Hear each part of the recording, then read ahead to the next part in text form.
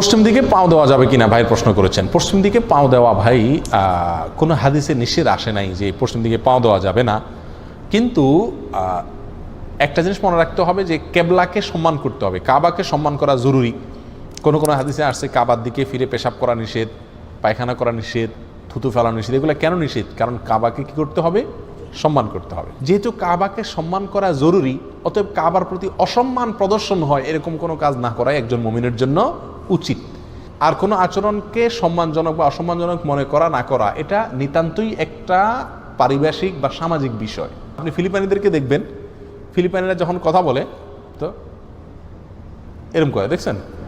আপনি যদি জিজ্ঞেস করছেন খানা খাইছো, তো বলবে মানে খাইছি। কথা বলছেন?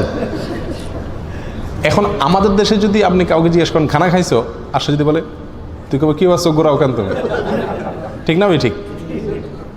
তো সম্মান দেখানো আর অসম্মান করা, কিসে সম্মান দেখানো হয়, কিসে অসম্মান করা হয়, কোন আচরণটাতে সম্মান দেখানো হয়, কোন আচরণটাতে অসম্মান দেখানো হয়, এই জিনিসটা নিতান্তই একটা সামাজিক বিষয়। এক এক সমাজে এক এক ধরনের আচরণকে মানুষ সম্মানজনক মনে করে, আবার এক ধরনের আচরণকে অসম্মানজনক মনে করে।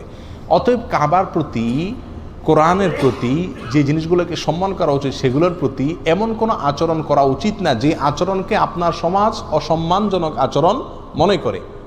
আবার এমন আচরণ করা দোষণীয় নয় যেটাকে আপনার সমাজ অসম্মান মনে করে না। আরবের লোকেরা একে অন্যের দিকে পাও লম্বা করে বসলেও এটাকে দোষে মনে করে না। এমনকি পাও দিয়ে যদি লাথি লাগে তাও এটাকে দোষের কিছু মনে করে না। অনেক সময় একজন আরেকজনকে ডাকতেও পাও দিয়ে লাথি দিয়ে ডাক দেয়, হাত দিয়ে যখন ডাক দিই তারা পাও দিয়ে করে, কারণ এটা তাদের সমাজে দোষণীয় বিষয় না। বিধায় এখানে কাবার দিকে যদি কেউ পাও লম্বা করে বসে তাহলে এটা দোষণীয় হবে না। কিন্তু আমাদের দেশে যেহেতু কারোর দিকে পাও লম্বা করে দেওয়া মানে তাকে অসম্মান করা, কারোর গায়ে পাও দিয়া টাচ করা মানে তাকে অসম্মান করা, এই জন্য আমাদের দেশে মানুষের জন্য কাবার দিকে পাও লম্বা না করাই উচিত।